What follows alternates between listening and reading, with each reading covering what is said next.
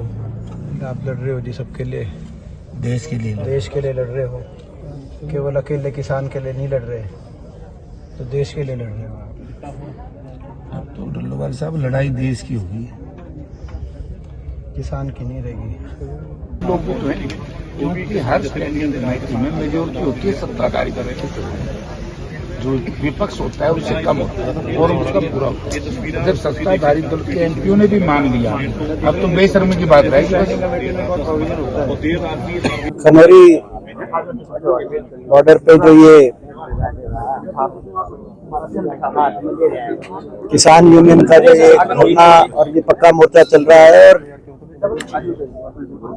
किसान नेता सरदार जगजीत सिंह डल्लेवाल जी,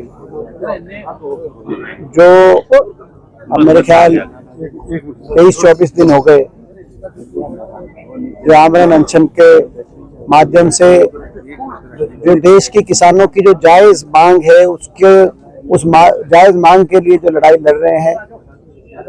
आज हरियाणा से कांग्रेस पार्टी का हमारा ये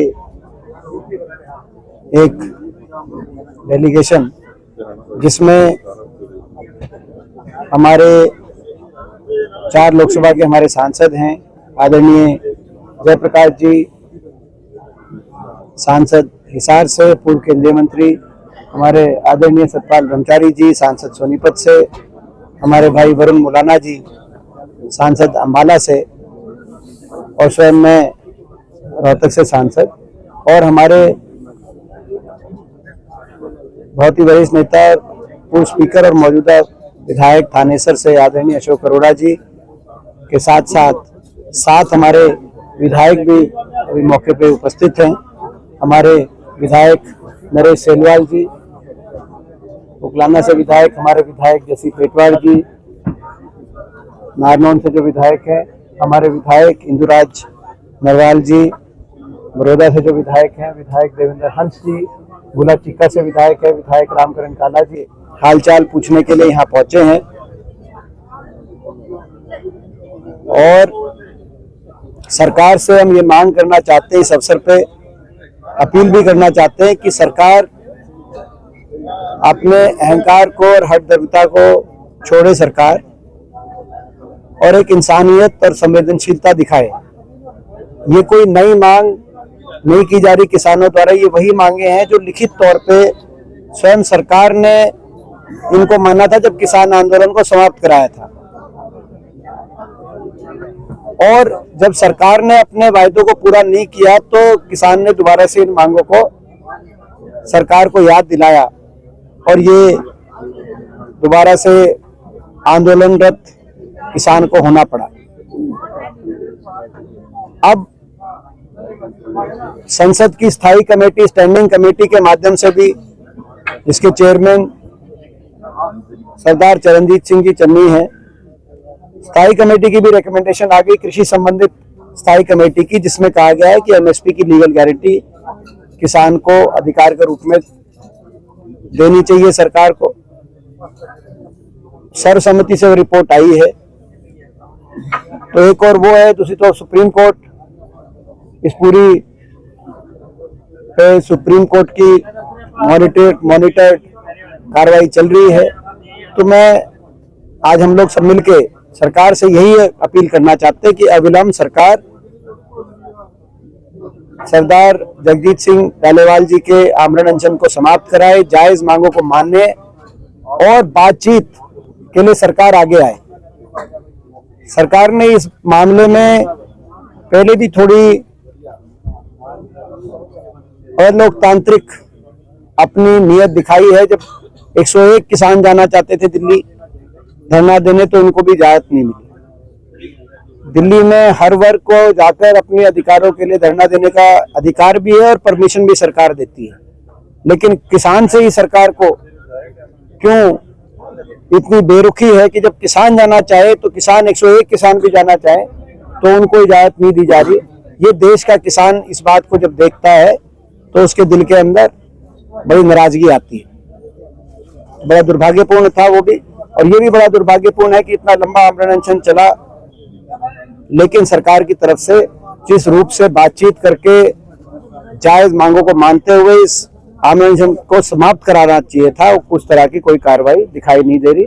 सरकार होश में आए, सरकार जागे और सरकार बातचीत तुरंत करे, ये हमारी मांग आज हम ये करना चाहते हैं। और ईश्वर से यही प्रार्थना करते हैं कि सरदार जगजीत सिंह डालेवाल जी की सेहत में सुधार हो और ये जो गतिरोध है ये जल्द से जल्द समाप्त हो, ताकि उनकी अच्छा स्वास्थ्य और उनकी लंबी आयु और वो लंबे समय तक किसान की लड़ाई लड़ सके। बीजेपी प्रदेश कह रहे हैं कि कांग्रेस झूठ बोलने की राजनीति कर रही है, लोगों को भगाने का काम करती है, एमएसपी पे फसल खरीद रही है। देखिए, ये पूरा देश जानता है कि झूठ बोलने की रणनीति किस राजनीतिक दल की है। अम्बेडकर जी का अपमान जो किया गया है उसको लेकर भी काफी नाराज है। देखिए, जो जिस तरीके से बाबा साहब भीमराव अम्बेडकर जी के बारे में कहा गया संसद में, वो अस्वीकार्य है। कहीं ना कहीं भारतीय जनता पार्टी वालों की दिल की बात जुबान पे आ गई और ये साबित हो गया कि अगर लोकसभा चुनाव में भाजपा को ना रोका जाता तो संविधान को बदलने की जो बात की जा रही थी, आज वो देश के सामने वो की भी जाती। उनकी दिल की बात आई है, हम उसके पूरी तरीके से उस बात की हम निंदा भी करते हैं। और आज भी संसद में हमने देखा, केवल वहीं तक नहीं था, उसके बाद जो कांग्रेस ने विरोध प्रदर्शन किया बाबा साहब की तस्वीर लेकर, भाजपा वालों ने उस बाबा साहब की तस्वीर पर जॉर्ज सोरोस की तस्वीर लगाकर अपने सोशल मीडिया में ऑफिशियली डालने का काम किया। तो बाबा साहब के प्रति कितनी भाजपा वालों के दिल के अंदर कितनी तकलीफ है बाबा साहब के नाम से, ये दिखाई दे रहा है। ये बड़ी दुर्भाग्य बात है। हम बाबा साहब को मानने वाले लोग हैं, हम बाबा साहब के आदर्शों के लिए, उनके सिद्धांतों के लिए लड़ते रहेंगे।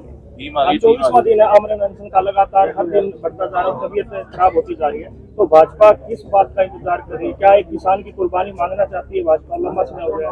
बड़े दुर्भाग्य की बात है कि इतना लंबा समय हो गया। ये असंवेदनशीलता और अहंकार की पराकाष्ठा है।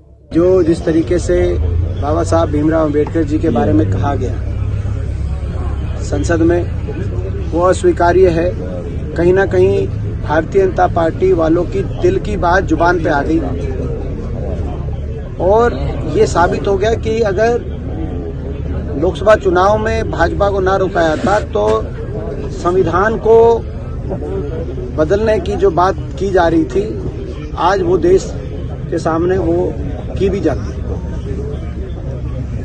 उनकी दिल की बात आई है, हम उसके पूरी तरीके से उस बात की हम निंदा भी करते हैं। और आज भी संसद में हमने देखा, केवल वहीं तक नहीं था, उसके बाद जो कांग्रेस ने विरोध प्रदर्शन किया बाबा साहब की तस्वीर लेकर, भाजपा वालों ने उस बाबा साहब की तस्वीर पर जॉर्ज सोरोस की तस्वीर लगाकर अपने सोशल मीडिया में ऑफिशियली डालने का काम किया। तो बाबा साहब के प्रति कितनी भाजपा वालों के दिल के अंदर कितनी तकलीफ है बाबा साहब के नाम से, ये दिखाई दे रहा है।